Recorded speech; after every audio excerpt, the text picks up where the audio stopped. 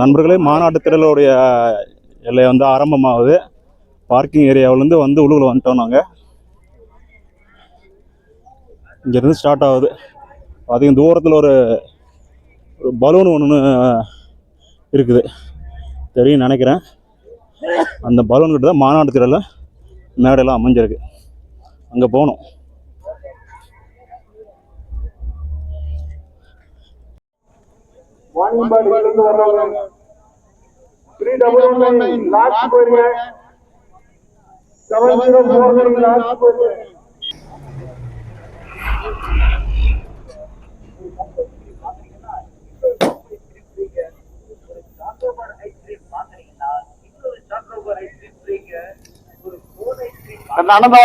வண்டி வர தடுக்க வருங்க.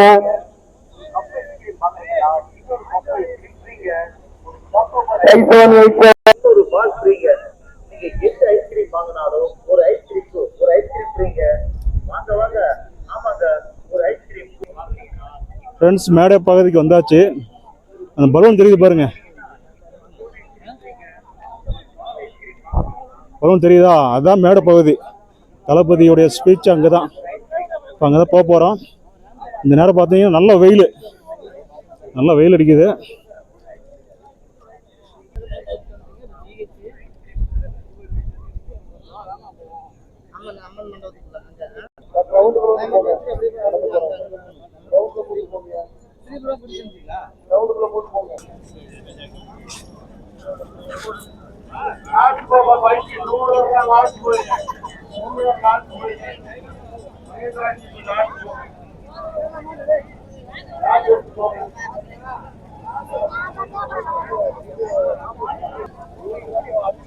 என்ட்ரன்ஸ் வந்தாச்சு.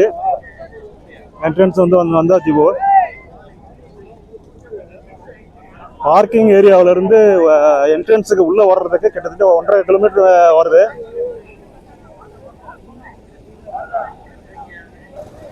போடுங்க.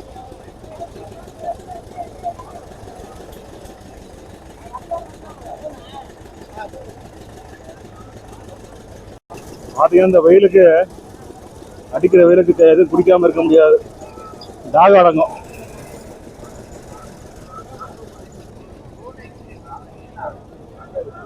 வந்து திறம்பால் அடிச்சாச்சு. என்ட்ரன்ஸ் வந்து உள்ள போனோம்.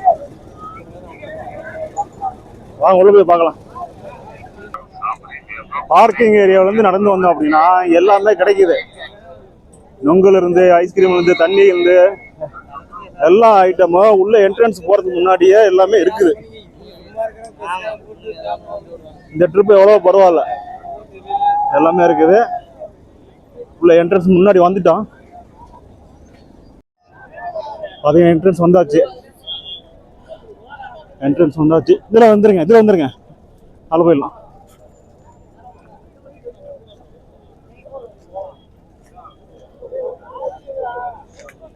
தமிழக வெற்றி கழகத்தின் 2வது மாநில மாநாட்டுக்கு வந்தாச்சு. தொடர்ந்து வீடியோ வாட்ச் பண்ணுங்க. தொடர்ந்து நம்மளுடைய வீடியோ சேனலை சப்போர்ட் பண்ணி மறக்காம சப்ஸ்கிரைப் பண்ணுங்க.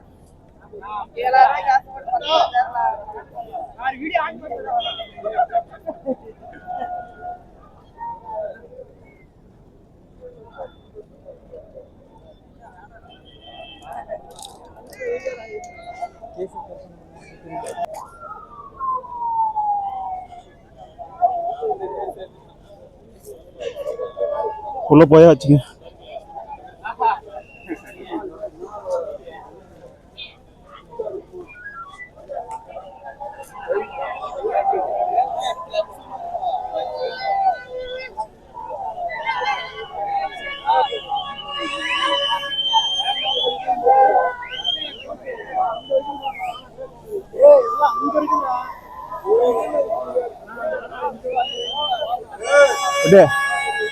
ரெண்டாவது மாநில மாநாட்டு பிரம்மாண்டமா இருக்கா?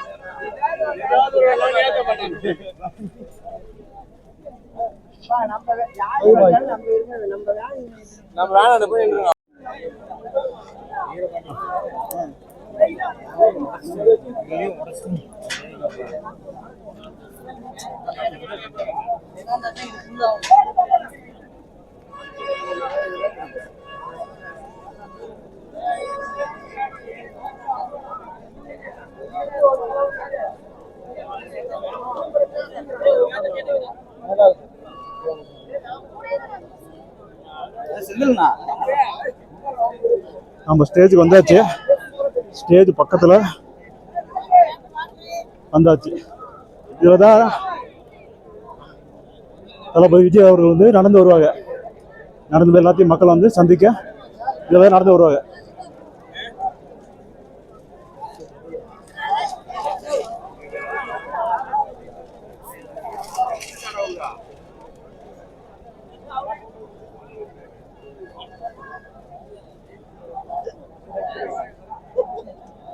ஹலோ, இங்க எல்லாம் அப்படியே நாங்க வந்தோம்.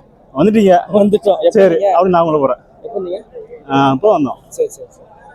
அவங்க வந்தாடி ஒரு ரெடியான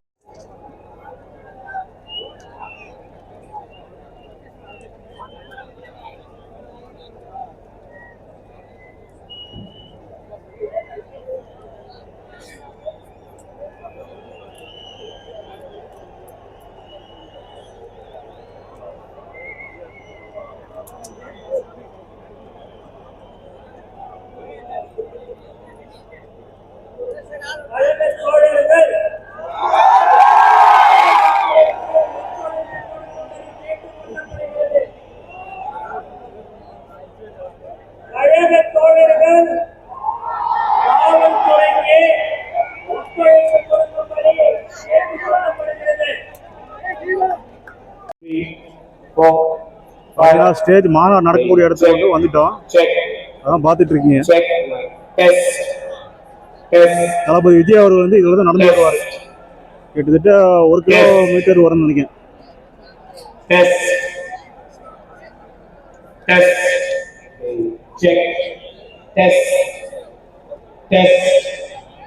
One, two, three, four.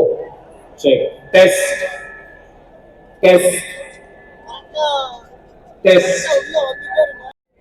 பார்த்தீங்கன்னா கரெக்டாக மணி வந்து 10:30 மேலே ஆகுது. கொளுத்துற வெயிலில் உட்கார முடியாமல் உட்காந்துட்டு கிடக்கு. 4 மணி மாநாட்டுக்கு இப்போவே எல்லாம் வந்தாச்சு. எல்லாரும் இன்னும் 4 மணி வரைக்கும் வந்துட்டே இருப்பாங்க. ஏதாவது உட்கார்றதுக்கு இடம் இருக்குது. 4 மணிக்கு மேலே பார்த்தீங்க அப்படின்னா உட்கார்றது இடம் இருக்குது.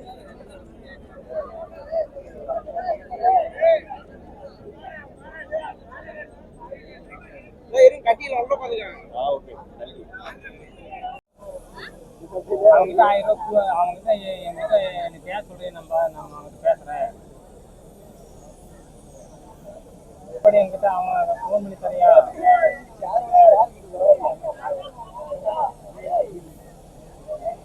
புரியல.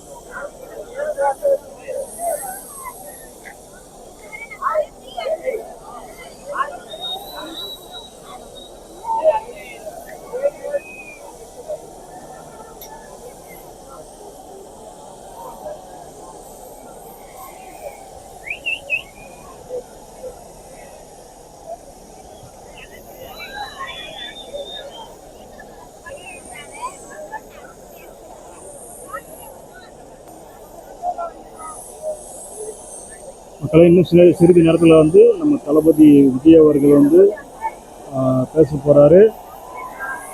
தமிழக வெற்றி கழகத்தின் இரண்டாவது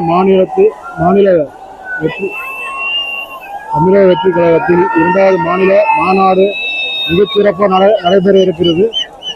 அதான் இந்த வீடியோவில் பார்க்குறீங்க.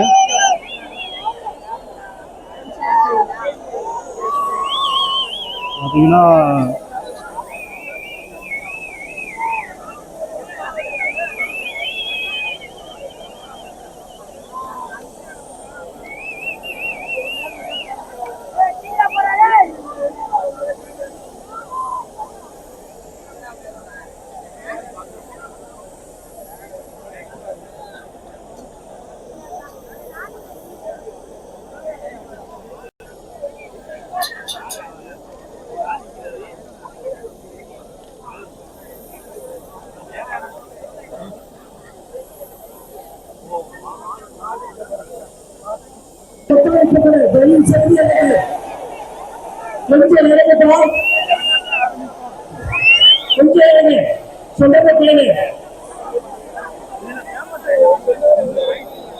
இதுதான் தளபதியுடைய தோழர்கள் என்பதுதான்.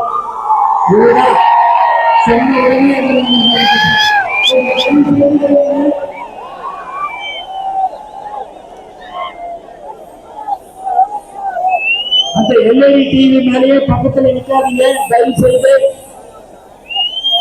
செய்து அங்கிருந்து கொஞ்சம் தயவு செய்து இறங்கும்படி உங்களை அன்புடன் கேட்டுக்கொள்கிறோம். அடுத்து விட்டுறாதீங்க, அப்படி காந்துக்குங்க. ஸ்கிரீனா தெரியும்.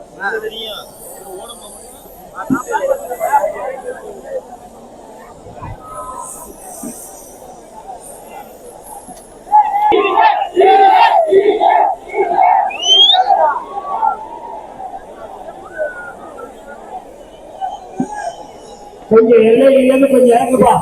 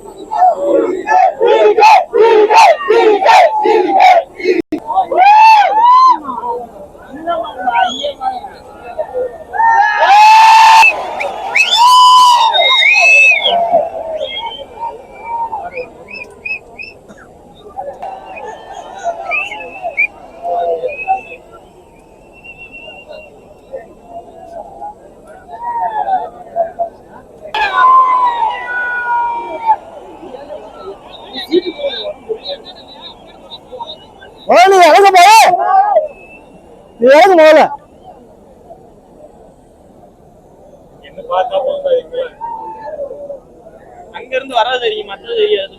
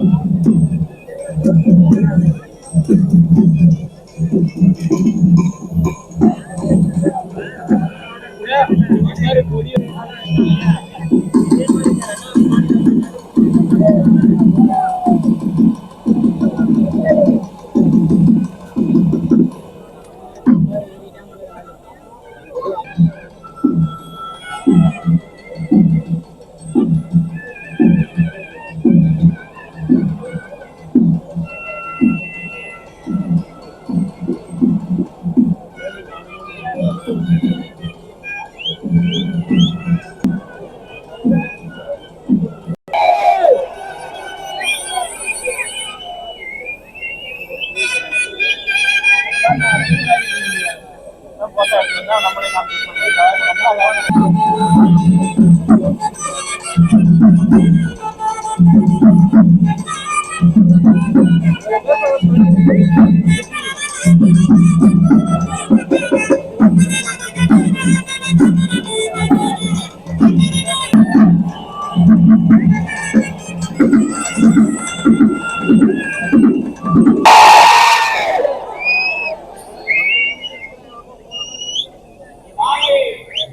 தமிழே, தமிழ்நாடே, தமிழக வெற்றி கழகமே பாண்டிய புதுமை மடங்கிருங்க வெயில்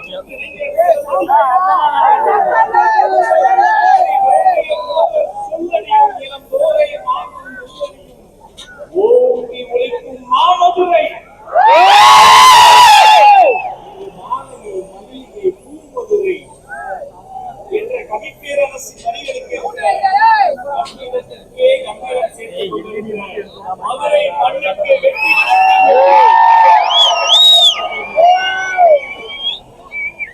இதோ மங்கள இசையோடு கொம்பு ஊதி மேலதாளத்தோடு தமிழக வெற்றி கழகத்தின் இரண்டாம்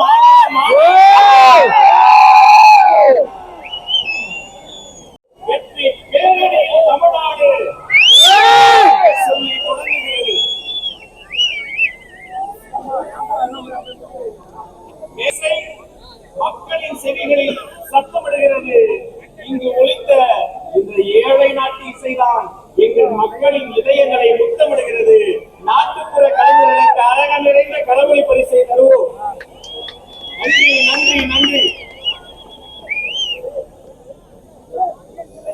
வெற்றிகரமான இந்த இரண்டாம் மாநில மாநாட்டில் மதுரையில் கடல் இல்லை என்று யார் சொன்னது? இந்த திடல் முழுக்க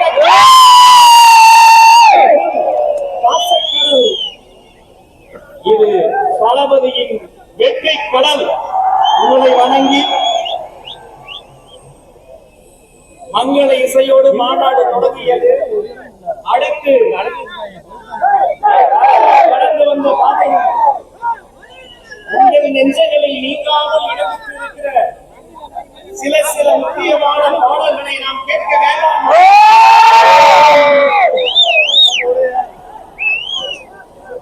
சில நொடிகள் முன்பு நாட்டுத்துறை இசையோடு இந்த மேடை துவங்கியது.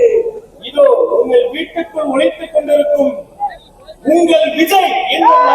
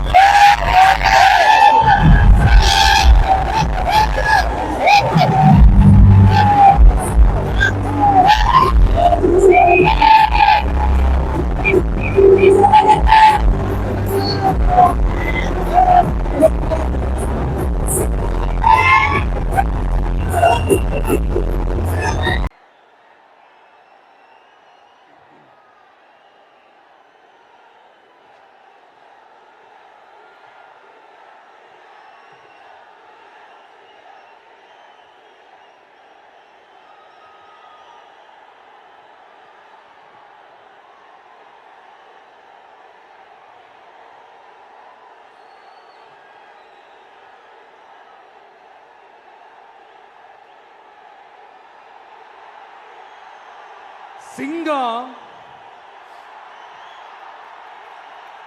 ஒரு சிங்கம் எப்போ எதுலயும் பெக்யூலியர் தான். ஒரு முறை சிங்கம் கர்ஜிச்சதுன்னா அந்த சவுண்ட்ல ஒரு 8 கிலோமீட்டருக்கு சும்மா அதிரும், எல்லா திசைகளும் அதிரும். அப்படிப்பட்ட அந்த சிங்கம் வேட்டைக்கு மட்டும்தான் வெளியில வரும், வேடிக்கை பார்க்கறதுக்கெல்லாம் வெளியில வராது. வேட்டையில கூட உயிரோடு இருக்கிற மிருகங்களை தான் வேட்டையாடும். அதுலயும் பெரும்பாலும் தன்னை விட பெரிய சைஸ் உள்ள மிருகங்களை தான் குறி வச்சு தாக்கும், ஜெயிக்கும். எவ்வளவு பசியில் இருந்தாலும் உயிர் இல்லாததை, கெட்டு போனதை தொட்டு கூட பார்க்காது. அப்படிப்பட்ட அந்த சிங்கம் அவ்வளவு ஈஸியா எதையும் தொடாது, தொட்டா விடாது. காட்டோட 4 பக்கமும் மார்க்கிங் மை டெரிட்டரின்னு தன்னுடைய பவுண்டரியை தானே வகுக்கும். அப்படிதான் அந்த காட்டையை தன்னோட கண்ட்ரோல்ல வச்சிருக்கும். சிங்கத்துக்கு கூட்டத்தோட இருக்கிறதுக்கும் தெரியும், தனியா இருக்கிறதுக்கும் தெரியும். அப்படியே தனியா வரணும்னு நினைச்சாலும் அஞ்சாம அலட்டிக்காம சும்மா கெத்தா தனியா வந்து அத்தனை பேருக்கும் தண்ணி காட்டும். எப்போ எதிலையும் தன்னோட தனித்தன்மையை இழக்கவே இழக்காது. Yes, a lion is always a lion.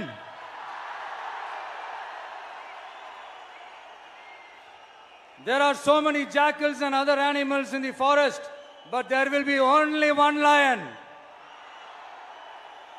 And even if it is single, it will be the king of jungle. It is not only a description but also a clear declaration. சிங்கத்தை பத்தி பேசிட்டு நம்ம சிங்க குட்டிகளையும் சிங்க பெண்களையும் பத்தி நம்ம பேசாம இருக்க முடியுமா? அவங்கள எப்படி நான் மறப்பேன்? அவங்க தான் என்னுடைய உயிராச்சே, என் நெஞ்சில் குடியிருக்கும்.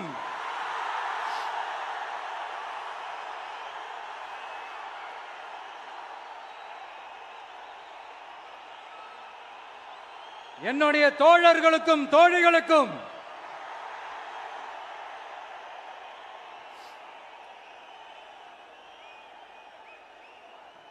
நேர்ல வர முடியாத சூழல்ல வீட்டில் இருந்துகிட்டே நம்மளோட இந்த மாநாட்டில் நேரலை வாயிலாக கலந்துகிட்டு இருக்கிற என்னுடைய அம்மாக்கள், அக்கா தங்கைகள், அண்ணன் தம்பிகள், நண்பர்கள் அனைவருக்கும் என்னோட உயிர் வணக்கம். என்னோட உயிர் வணக்கம், என்னோட உயிர் வணக்கம்.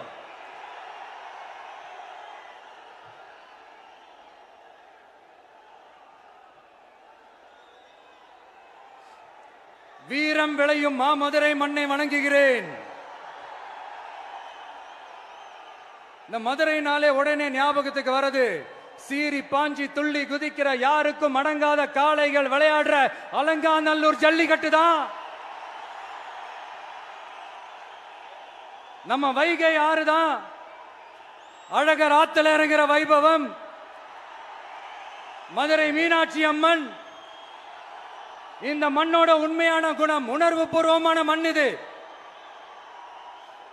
அது மட்டும் இல்ல, இந்த மண்ணில் வாழ்ற மக்களும் அப்படித்தான் உணர்வு பூர்வமான ஆளுங்க. நான் இந்த மண்ணில் கால் எடுத்து வச்ச உடனே ஒரே ஒருத்தரை பத்தி தான் மனசுக்குள்ள ஓடிக்கிட்டே இருந்தது.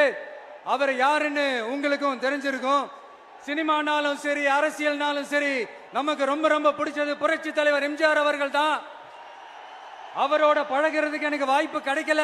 ஆனா அவரை மாதிரியே குணம் கொண்ட என்னுடைய அண்ணன் புரட்சி கலைஞர் கேப்டன் விஜயகாந்த் அவர்களோட பழகிறதுக்கு எனக்கு நிறையவே வாய்ப்பு கிடைச்சது. அவரும் இந்த மதுரை மண்ணை சேர்ந்தவர் தானே, அவரை மறக்க முடியுமா? தமிழ்நாட்டு மக்கள் உணர்வுபூர்வமா உண்மையா நம்ம பக்கத்திலே நிக்கிறவங்க, அதுக்கு ஒரு மிகப்பெரிய அடையாளம் தான் இந்த மதுரை மண். நம்ம தமிழக வெற்றி கழகம் கையில் எடுத்திருக்கிற அரசியலும் அப்படித்தான். உண்மையான அரசியல், உணர்வு பூர்வமான அரசியல், நல்ல அரசியல், நல்லவங்களுக்கான அரசியல், நாட்டு மக்களுக்கான அரசியல், நல்லது மட்டுமே செய்கிற அரசியல்.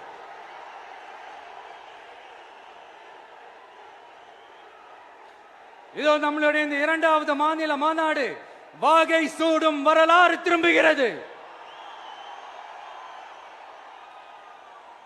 அப்படி இந்த மாநாட்டுக்கு பேர் வச்சிருக்கிறோம்.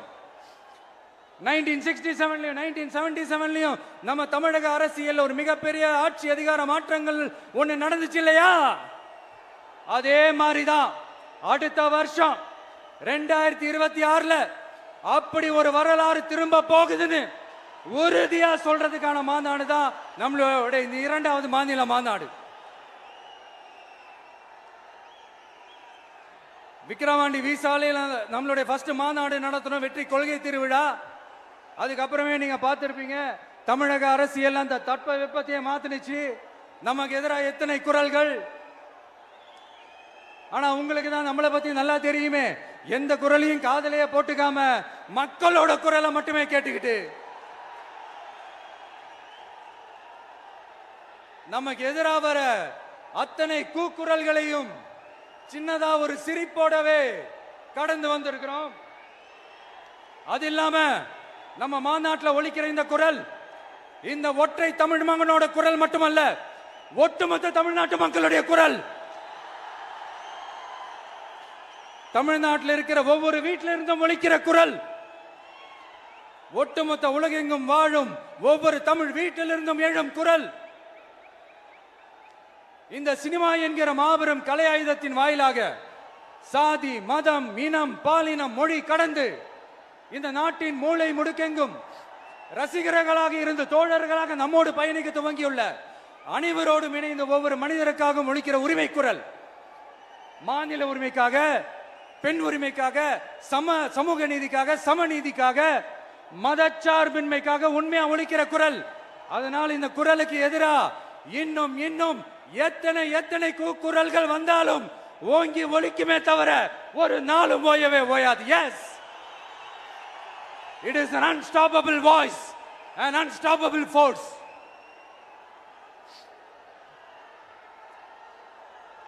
நம்ம அரசியலுக்கு வர்றதுக்கு முன்னாடி அட இவரெல்லாம் வர மாட்டாரியா, அவரே வரல, இவரே வரல, இவருங்க வர போறாரு அப்படின்ட்டு நிறைய பேர் ஜோஷியம் சொன்னாங்க. அப்புறம் நம்ம கட்சியினுடைய பேர் அறிவிச்சதுக்கு அப்புறம் பேரு தானே அறிவிச்சிருக்கிறாரு, மக்கள் கிட்ட பேர் வாங்கணும்ல, அதெல்லாம் முடியாதுன்னாங்க. அப்புறம் ரொம்ப முக்கியமா மாநாடுலாம் எவ்வளவு பெரிய விஷயம், அதெல்லாம் இவர் ஒத்தால எப்படி பண்ண முடியும், சும்மா பக்கத்தில் புஷியானதை வச்சுக்கிட்டு மாநாடுல எப்படி நடத்தி காட்ட முடியும், அதெல்லாம் அவங்களால முடியாது. அப்புறம் மழை பெஞ்சு எல்லாத்தையும் எடுத்துரும். ஏன் என் கூட இருக்கிறவங்களே கூட தான் சொன்னாங்க. அதுக்கப்புறம் என்ன நடந்துச்சுன்னு உங்க எல்லாருக்குமே தெரியும். இப்ப புதுசா ஒண்ணு சொல்ல ஆரம்பிச்சிருக்கிறாங்க. அது என்னடானா, ஆட்சியை பிடிக்கிறதெல்லாம் அவ்வளவு ஈஸி இல்லை இல்லையா. இப்ப அதெல்லாம் விட்டாங்க, இப்ப இங்க வந்துட்டாங்க. இவர் நேரா ஷூட்டிங்ல இருந்து வருவாராம், வந்து ஆட்சியை பிடிப்பாராம். அது எப்படி இவராலே முடியும், அவராலேயே முடியல, இவராலேயே முடியல, அவருக்கு அத்தனை வருஷம் ஆச்சு, இவராலே எப்படி முடியும் ஒரு பக்கம். இன்னொரு பக்கம் கூட்டம்லாம் ஓகே தான், அது எப்படி ஓட்டா மாறும் அப்படின்றது இன்னொரு பக்கம். இப்படி கதை, திரைக்கதை, வசனம், இயக்கம், பாடல்கள்,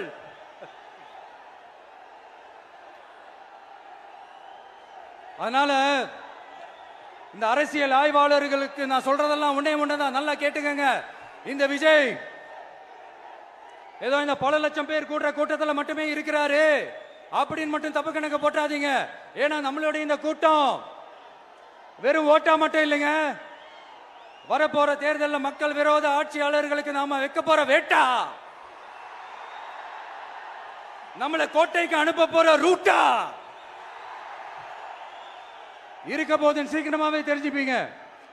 ஏன்னா கோடிக்கணக்கானவங்களோட ஹார்ட்லயும் வீட்லயும் ஏற்கனவே ஆல்ரெடி உயிரா, உணர்வா, உறவா இருக்கிறோம். நம்மளுடைய கனெக்ட் எல்லாம் வெறும் மக்களோட மட்டும்தான். நாம யாருன்னு அவங்களுக்கு தெரியும், அவங்க யாருன்னு நமக்கு தெரியும். நாமளும் நம்ம மக்களும் எப்படி இருக்கிறோம்னு எதிரிங்களுக்கு நல்லாவே தெரியும். இருந்தாலும் இந்த விஜய் எதுக்குப்பா வந்திருக்கிறாரு, இவர் என்ன புதுசா என்ன திட்டம்லாம் சொல்லிட்டாரு அப்படின்னு வேற நிறைய கேள்விகள். இந்த சொல்றேன் தெரிஞ்சுக்கங்க.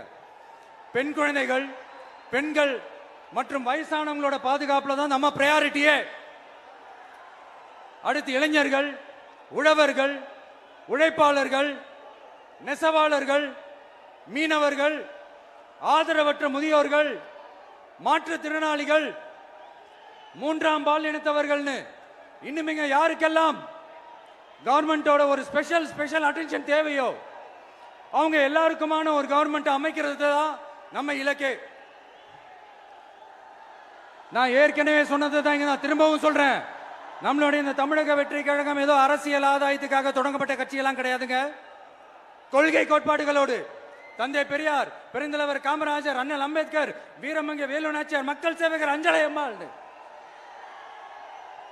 நம்மளுடைய 5 கொள்கை தலைவர்களோட வழிகாட்டுதல்களோடு தொடங்கப்பட்ட கட்சி. நம்ம ஸ்டாண்ட்ல நாம எப்பவுமே ஸ்ட்ராங்கா தாங்க இருக்கிறோம். அதுல எந்த மாற்றத்துக்கோ எந்த சமரசத்துக்கோ துளி கூட இடமில்லை. நம்மளுடைய ஒரே கொள்கை எதிரி பாஜக தான். நம்மளுடைய ஒரே அரசியல் எதிரி திமுக தான். எப்படி? நம்மளுடைய ஒரே கொள்கை எதிரி, நம்மளுடைய ஒரே அரசியல் எதிரி ஏதோ அண்டர் கிரவுண்ட் ஆதாயத்துக்காக டீல் போட்டுக்கிட்டு டீல் பேசிக்கிட்டு இந்த அலையன்ஸ் வச்சுக்கிட்டு இந்த ஊரை ஏமாத்துற கட்சி எல்லாம் நம்ம டிவிக்கே கிடையாதுங்க. யாருக்காகவும் எதுக்காகவும் எந்த பயமும் கிடையாது. மாபெரும் பெண்கள் சக்தி நம்மளோட இருக்கிறாங்க, மாபெரும் இளைஞர்கள் சக்தி நம்மளோட இருக்கிறாங்க, ஒட்டுமொத்த தமிழ்நாட்டு மக்களுடைய சக்தி நம்மளோட நிக்கிறாங்க. அப்படி இருக்கும்போது இந்தியாவில் இருக்கிற எல்லா ஸ்டேட்லயும் வாழ்ற நம்ம தமிழ் நெஞ்சங்கள் மட்டும் இல்ல, உலகம் பூரா 100க்கும் மேலான நாடுகள்ல வாழ்ற நம்ம தாய் தமிழ் உறவுகள் எல்லாருமே என்ன விஜய் தளபதி விஜய் இல்லனா விஜய் தளபதி இப்படி சொந்தம் கொண்டாடுற கோடிக்கணக்கானவங்களோட அன்பு மாசியும் நம்மளோட இருக்கும்போது, இவங்க எல்லாருமே நம்மளோட நிற்கும் போது எதுக்குங்க இந்த பாசிச பாஜகவோட நேரடி கூட்டணியோ இல்ல மறைமுக கூட்டணியோ உறவு வச்சுக்க? நாம என்ன உலகமாக ஊழல் கட்சி என்ன?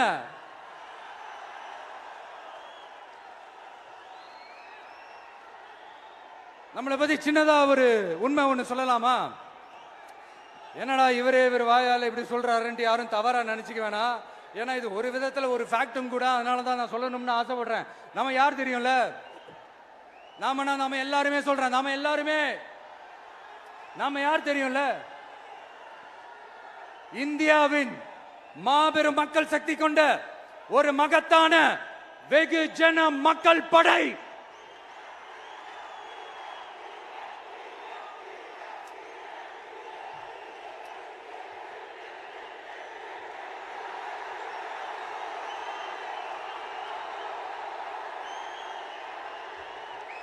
அதனால நம்ம தலைமையில நாம் அமைக்க போற இந்த உண்மையான மக்களாட்சிக்கான அச்சாரமாக மாபெரும் மக்கள் சக்தியே அணி அணியாக நம்மளோட திரண்டு நிக்கிறப்போ இந்த அடிமை கூட்டணியில சேர வேண்டிய அவசியம் நமக்கு எதுக்குங்க? நம்மளுடைய இந்த கூட்டணி சுயமிழந்த கூட்டணியெல்லாம் இருக்காது, சுய மரியாதை கூட்டணியா தான் இருக்கும். இந்த ஒரு பக்கம் RSS கிட்ட அடிபணிஞ்சுக்கிட்டு, இன்னொரு பக்கம் மதச்சார்பற்ற கூட்டணின்னு இந்த மக்களை ஏமாத்துற கூட்டணியெல்லாம் நம்ம கூட்டணி இருக்காது.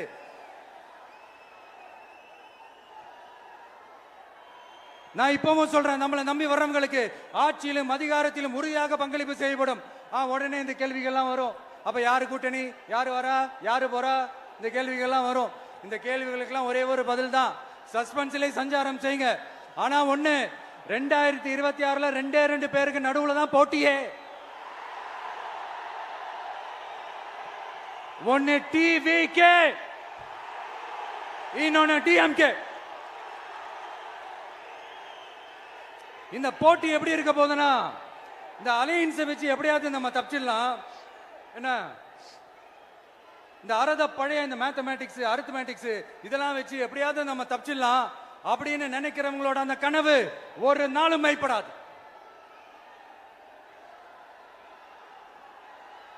சரி, இப்ப நம்ம வேற ஒரு ஏரியாவுக்கு ஒண்ணு வருவோம். எதிர்காலம் வரும், என் கடமை வரும், இந்த கூட்டத்தின் ஆட்டத்தை ஒழிப்பேன்.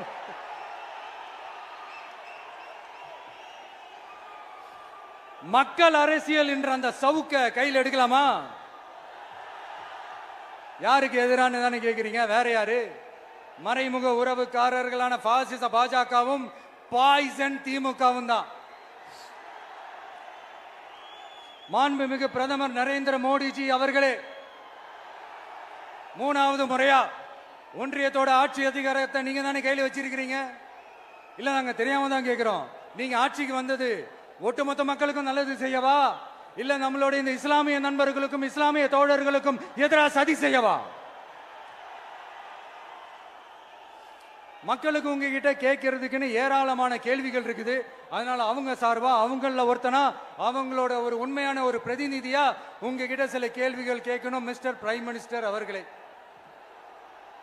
நம்ம தமிழ்நாட்டு மீனவர்கள் கிட்டத்தட்ட ஒரு 800 பேருக்கு மேல இலங்கை கடற்படையால தாக்கி அழிக்கப்பட்டிருக்கிறாங்க. அதை கண்டிக்கிறதுக்காக உங்களை பெருசா எதுவும் செய்ய சொல்லல, சின்னதா ஒண்ணு மட்டும் செஞ்சு கொடுங்க. இனிமேலாச்சும் எங்களுடைய மீனவர்கள் பாதுகாப்பா இருக்கிறதுக்காக இந்த கச்சத்தீவை இலங்கை கிட்ட இருந்து மீட்டு கொடுத்துருங்க, அது போதும். உங்களுடைய இந்த முரட்டு பிடிவாதத்தால நீங்க நடத்துற இந்த நீட்டு தேர்வு, அதனால இங்க என்னென்ன நடக்குதுன்னு சொல்றதுக்கே மனசு வலிக்குது. அதனால அந்த நீட்டு தேர்வு தேவையில்லைன்னு அறிவிச்சிருங்க, அது போதும். செய்வீர்களா திரு நரேந்திரபாய் தாமோதர் மோடிஜி அவர்களே? எங்களுக்கு என்னென்ன தேவையோ என்னென்ன நல்லதோ அதெல்லாம் செய்ய மாட்டேங்கிறீங்க. ஆனா ஆட்சி அதிகாரத்தை மட்டும் கையில வச்சுக்கிட்டு மக்களை ஏமாத்த நேரடியாக ஒரு பாசிச பாஜக அடிமை கூட்டணி ஒண்ணு. அடுத்து உங்களோட இந்த மைனாரிட்டி ஆட்சியை ஓட்டுறதுக்காக மறைமுகமாக RSS அடிமை குடும்பம்னு இன்னொரு கூட்டணி. இப்படி மக்கள் சக்தியே இல்லாத இந்த ஊழல் கட்சிகளை மிரட்டி அடிபணிய வச்சு 2029 வரைக்கும் சொகுசு பயணம் போயிடலாம்னு திட்டம் தீட்டி வச்சிருக்கிறீங்க. அதானே ஜி? என்ன ஜி? ஒண்ணு மட்டும் சொல்றேன், தெரிஞ்சுக்கங்க. என்னதான் நீங்க இந்த நேரடி மறைமுக கூட்டணின்னு குட்டிகரணம் போட்டாலும் தாமரை இலையில தண்ணியே ஒட்டாது. தமிழக மக்கள் மட்டும் எப்படி ஒட்டுவாங்க?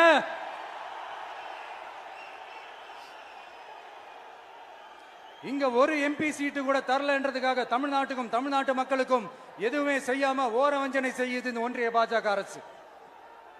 சங்கம் வச்சு தமிழ் வளர்த்த மண் இந்த மதுரை மண். அதனால இங்க அந்த கீழடியில கிடைச்ச ஆதாரங்களை எல்லாம் மறைச்சிட்டு எங்க நாகரிகத்தையும் எங்க வரலாறையும் அழிக்கிறதுக்காக உள்ளடி வேலை செய்யலாம்னு நினைக்கிறீங்க. தமிழ்நாட்டை தொட்ட என்ன நடக்கும் நீங்க பல உதாரணங்கள் இருக்குது. அதனால இதையெல்லாம் மறைச்சிட்டு எங்க மக்களை ஏமாத்திடலாம்னு மட்டும் நினைக்காதீங்க. மத நல்லிணக்கத்திற்கு பெயர் பெற்ற இந்த மதுரை மண்ணிலிருந்து சொல்றேன், உங்க எண்ணம் எல்லாம் ஒரு நாளும் ஈடேறாது.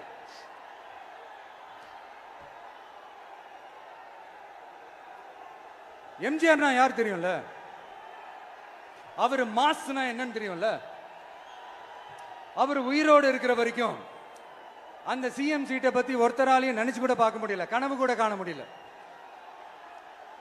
எப்படியாவது அந்த CM சீட்டை என்கிட்ட கொடுத்துருங்க, என் நண்பர் எம்ஜிஆர் திரும்ப வந்ததுக்கு அப்புறம் நான் திருப்பி கொடுத்துறேன்னு தன்னோட எதிரியை கூட மக்கள் கிட்ட கெஞ்ச வச்சவர் எம்ஜிஆர். எப்படி கெஞ்ச வச்சவர்?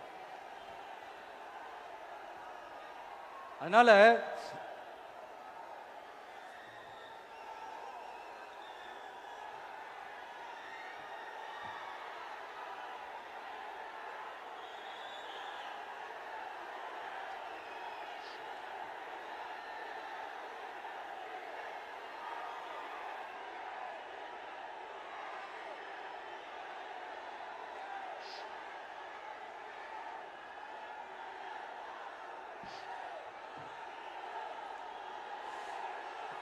ஆனா இப்போ அவர் ஆரம்பிச்ச அந்த கட்சியை, எம்ஜிஆர் அவர்கள் ஆரம்பிச்ச அந்த கட்சியை கட்டி காக்கிறது யாரு? இன்னைக்கு அந்த கட்சி எப்படி இருக்குது அதை நான் சொல்லிதான் உங்களுக்கு தெரியணுமா?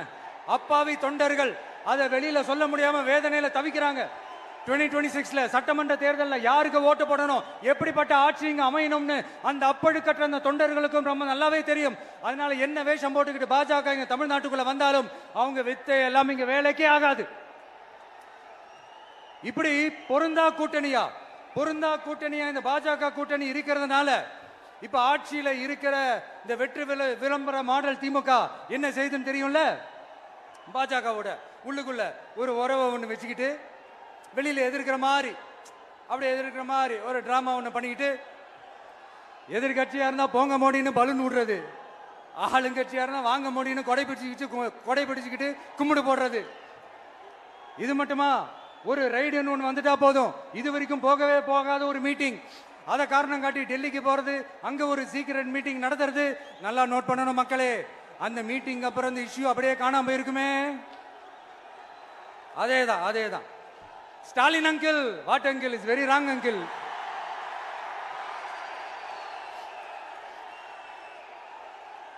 இப்படி தமிழ்நாட்டில் இப்ப நடக்கிற இந்த ஆட்சியினுடைய லட்சணத்தை பார்த்துக்கிட்டு நாம எப்படி சும்மா இருக்க முடியும்? ஒரு தவறு செய்தால், அதை தெரிந்து செய்தால், அவர் கபட நாடக மு.க. ஸ்டாலின் அங்கிளாகவே இருந்தாலும்,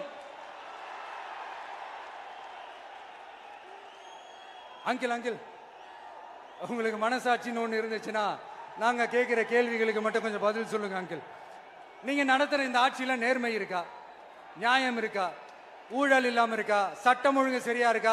பெண்களுக்கு பாதுகாப்பு இருக்கா? பொதுமக்களுக்கு பாதுகாப்பு இருக்கா? இயற்கை வளங்களுக்கு பாதுகாப்பு இருக்கா? சொல்லுங்க மை டியர் அங்கிள், சொல்லுங்க. டாஸ்மாக்ல மட்டுமே இது வரைக்கும் 1000 கோடிக்கு மேல ஊழல்னு சொல்றாங்க. அதுல மட்டுமா தப்பு நடக்குது? வேற எதுல தான் நடக்கல? உலகத்திலே மிஸ்டர் கிளீன் ரெக்கார்ட்ஸ் எல்லாம் உங்களுக்கும் உங்க கூட இருக்கிறவங்களுக்கும் மட்டும்தான் அங்கிள் கொடுக்கணும். இதை பார்த்து வாயே இல்லாத ஊரு கூட வயிறு வலிக்கு சிரிக்குது. பெண்களுக்கு 1000 ரூபாய் கொடுத்துட்டீங்கன்னா போதுமா அங்கிள்? அப்படியே அதை மூடி மறைச்சிடலான்னு பாக்குறீங்களா?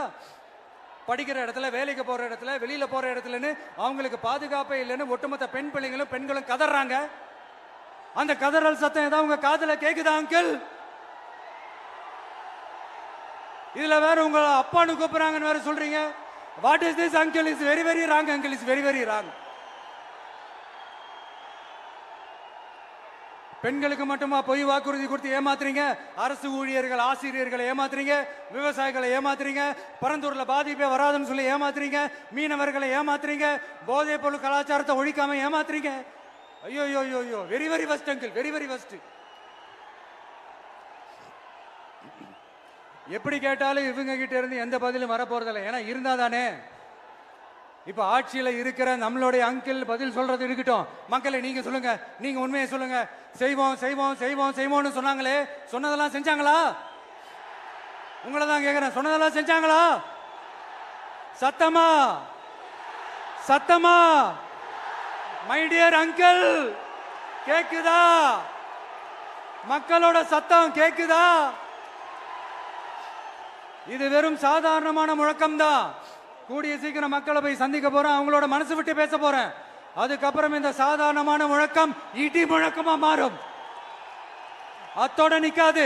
அந்த இடி முழக்கம் தமிழ்நாட்டோட போர் முழக்கமா மாறும்.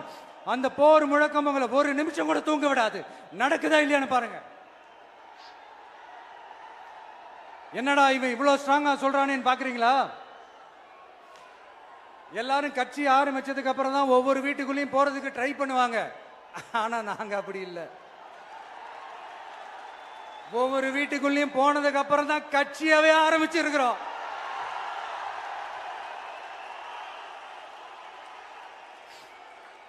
அதனால ஒட்டுமொத்தமா எல்லாருமா சேர்ந்து இந்த திமுக ஆட்சிய, கபட நாடக திமுக ஆட்சிய 2026 தேர்தலில் வீட்டுக்கு அனுப்புறோம். வீட்டுக்கு அனுப்புறோம். என்ன நண்பா, சரிதானே? என்ன நண்பி, செய்வீர்கள் தானே? இப்போ உங்களுக்கு சின்னதா ஒரு சர்ப்ரைஸ். நம்ம கட்சியினுடைய வேட்பாளர் பட்டியலை இப்ப நான் அறிவிக்க போறேன். மதுரை கிழக்கு வேட்பாளர் விஜய். இன்னும் முடிக்கல, ஒரு நிமிஷம், இன்னும் முடிக்கல. மதுரை மேற்கு வேட்பாளர்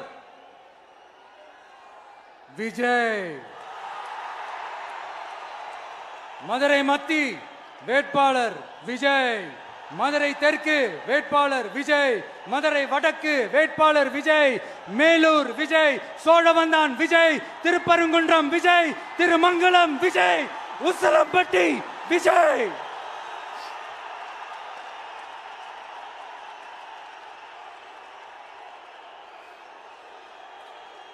என்னடா எல்லா தொகுதியிலையும் ஒரே வேட்பாளர்னு பாக்குறீங்களா? 234 தொகுதியிலையும் இந்த விஜய் தான், அதாவது உங்க விஜய் தான் உங்க சின்னம். இன்னும் சிம்பிளா சொல்லணும்னா உங்க வீட்டில் இருக்கிற ஒருத்தர் தான் வேட்பாளரா நிக்க போறாங்க. அந்த வேட்பாளரும் நானும் வேறு வேறு இல்லை. நீங்க அவருக்கு ஓட்டு போட்டீங்கன்னா எனக்கு ஓட்டு போட்ட மாதிரி, இந்த முகத்துக்காக நீங்க ஓட்டு போட்டீங்கன்னா உங்க வீட்டில் இருக்கிற உங்களுடைய வேட்பாளர் ஜெயிச்ச மாதிரி. என்னடா இவர் ஏதோ ஓவரா சொல்றாருன்னு நினைக்க வேணாம். பிராக்டிக்கலா அப்படிதான் இருக்கும், அப்படிதான் இருக்கணும். நீங்களும் அப்படிதான் நினைப்பீங்கன்னு நான் நம்புறேன். ஏன்னா இது நம்மளை விட நம்ம எதிரிங்களுக்கு இன்னும் நல்லாவே தெரியும். அதனால எல்லாம் இந்த அதிகார பலம் எல்லாத்தையும் தூக்கிட்டு வந்துருவாங்க. வரட்டும், பாத்துக்கலாம். TVK will take it, TVK will meet it, TVK will compete with it and TVK will conquer it, TVK will conquer it.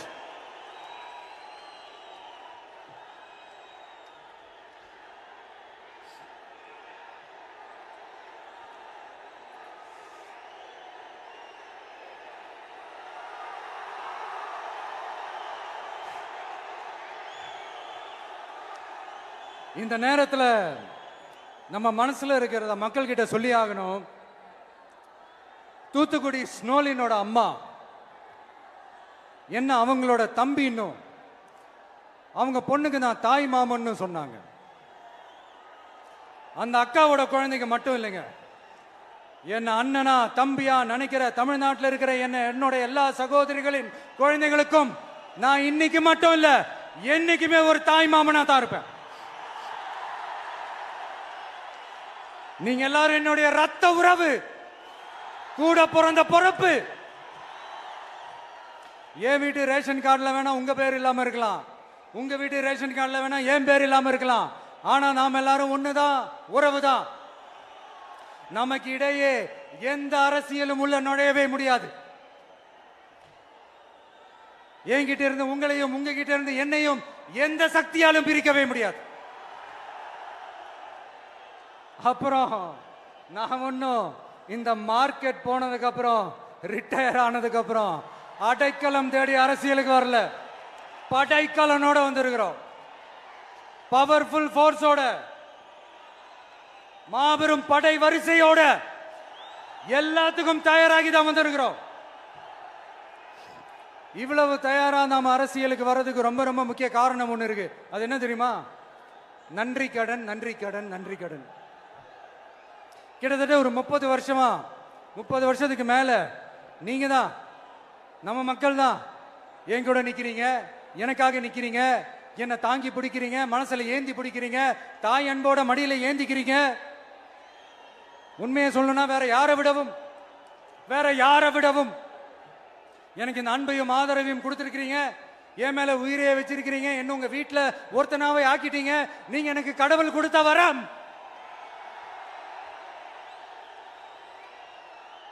உலகம் பூரா நமக்காக நம்ம கூட நிக்கிற நம்ம மக்களை நான் எப்படி மறப்பேன்? நான் என் லைஃப்ல ரொம்ப உயிரா நினைக்கிறது பெண்களை, குழந்தைங்களை, இளைஞர்களை, உழைக்கிற மக்களை தான். இவங்க தான் நம்மளோட வகைரா. இதை பார்த்து தான் நம்மளோட எதிரிகளுக்கு பத்தி எரியுது. அதுக்காக நாம் என்ன செய்ய முடியும்? அதனால நம்ம உறவுகளை, சொந்தத்தை, வகைராவை யாருக்காகவும் எதுக்காகவும் விட்டு கொடுக்க முடியாது இல்லையா? Here at this moment among this August gathering, I want to open my heart and say I enjoy people, I respect people, I worship people.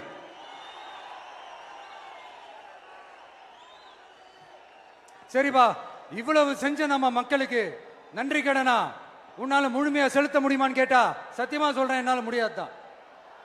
இன்னும் எத்தனை ஜென்மம் எடுத்தாலும் அந்த நன்றி கடனை என்னால தீர்க்கவே முடியாது. அப்புறம் என்ன மானாவுக்கடா நீ வந்திருக்க அதானே கேக்குறீங்க?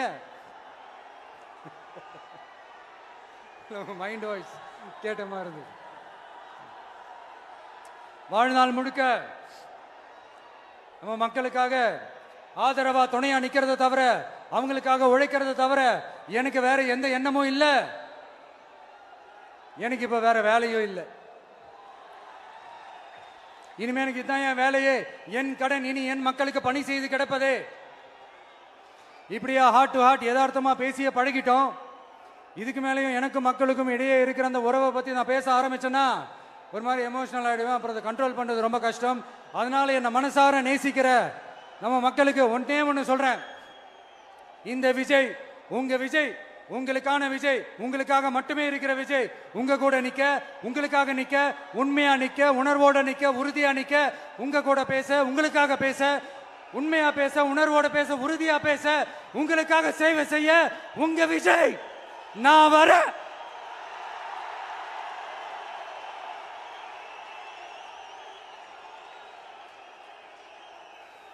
சொல்லல முக்கியம், செயல் செயல் செயல் தான் முக்கியம். செய்கை தான் சும்மா சிறப்பா இருக்கணும். நான் ஆட்சிக்கு வந்தேன்னா சும்மா அது செய்வேன், இது செய்வேன், நல்லது செய்வேன், உருட்டுவேன், புரட்டுவேன், அதெல்லாம் கிடையாது. செய்யறதுக்கு, நல்லது செய்யறதுக்கு, நல்லது செய்யறதுக்கு மட்டும்தான் இந்த விஜய். அப்புறம் ஒரு அரசியல் தலைவன், அவன் சினிமாக்காரனா, நல்லவனா, கெட்டவனா, இதெல்லாம் தாண்டி அவன் உண்மையானவனா, அதுதான் ரொம்ப ரொம்ப முக்கியம். இது சம்பந்தமா ஒரு குட்டி கதை ஒன்று சொல்றேன். ஒரு நாட்டில் ஒரு ராஜா தனக்கு பக்கபலமா இருக்கிறதுக்காக, கூட துணையா இருக்கிறதுக்காக ஒரு தளபதியை தேடுறாரு. சரியான தகுதிகளோட ஒரு 10 பேர் செலக்ட் ஆகுறாங்க. ஆனால் அதில் ஒருத்தர் மட்டும் தான் செலக்ட் பண்ணணும். அதனால அந்த ராஜா என்ன பண்றாருன்னா ஒரு டெஸ்ட் வைக்கிறார். அந்த 10 பேர் கையிலையும் விதை நெல்லை கொடுத்து இதை நல்லா வளர்த்து கொண்டு வாங்க, ஒரு 3 மாசம் கழிச்சு வாங்கன்னு சொல்லி அனுப்பி வச்சிடுறாரு. 3 மாசம் கழிச்சு வரும்போது அதில் ஒருத்தர் ஆளு உயரத்துக்கு வளர்த்துருந்தாரு, ஒருத்தர் தோல் உயரத்துக்கு வளர்த்துருந்தாரு. அதில் ஒரு 9 பேரும் நல்லா வளர்த்து கொண்டு வந்திருந்தாங்க. ஒருத்தர் மட்டும் வெறும் தொட்டியோடவே வந்தார். என்னன்னு கேட்டதுக்கு, நானும் தண்ணி ஊற்றி ஊற்றி பார்க்குறேன், உரம் வச்சு வச்சு பார்க்குறேன், வளரவே மாட்டேங்குது ராஜா, என்ன பண்ணுறதுன்னு தெரியலன்னு சொன்னதுக்கு ராஜா அவரை கட்டி அணைச்சிக்கிட்டு, இனிமே நீதான் என்னுடைய தளபதி, எல்லா அதிகாரமும் உனக்கு தான் சொன்னார். ஏன்னா அந்த 10 பேர் கையிலையும் ராஜா கொடுத்தது அவித்த விதை நெல், அது முளைக்கவே முளைக்காது. அந்த 9 திருட்டு பயலும் என்ன பண்ணியிருக்காங்கன்னா வேற விதை நெல்லை வாங்கி அதை வளர்த்துட்டு ராஜாவையும் மக்களையும் ஏமாத்திருக்கிறாங்க. ஆனா இவர் மட்டும் உண்மையை போட்டு உடைச்சிட்டார். அதனால ஒரு நாட்டுக்கு திறமை எந்த அளவுக்கு முக்கியமோ அந்த அளவுக்கு உண்மையும் நேர்மையும் முக்கியம். இப்போ நீங்க எல்லாரும் தான் அந்த ராஜா. நீங்க தேர்ந்தெடுக்க போற அந்த தளபதி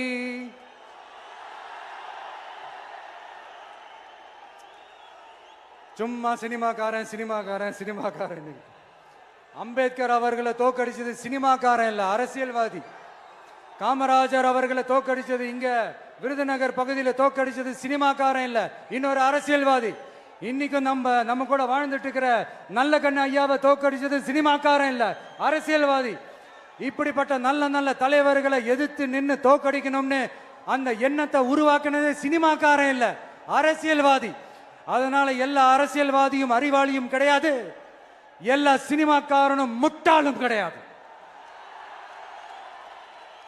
கான்பிடண்டா இருங்க, நல்லதே நடக்கும், வெற்றி நிச்சயம். மீண்டும் சந்திக்கும் வரை நன்றி, வணக்கம்.